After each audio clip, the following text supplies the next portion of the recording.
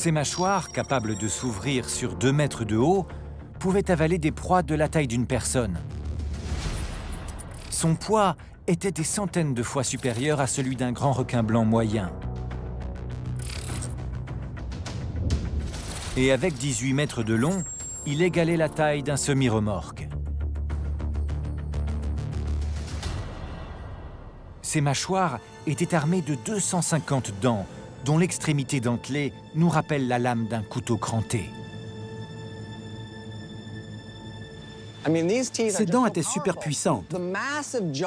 Les énormes muscles qui permettaient à cet animal de refermer les mâchoires auraient démembré n'importe quelle proie vivant à son époque.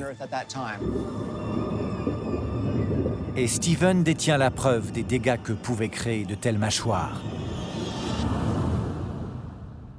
On sait, d'après sa taille et sa forme, que cet os est une vertèbre de la queue d'un dauphin. Elle est située tout en bas, près de la nageoire caudale.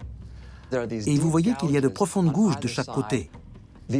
La seule explication à ces profondes gouges, c'est que ce fossile ait été puissamment mordu par un mégalodon. Prenez cette dent de mégalodon. La mâchoire supérieure s'est refermée d'un coup, enfonçant la vertèbre dans le creux entre 2 dents adjacentes et entaillant profondément l'os avec une telle force que cela a dû couper la queue net.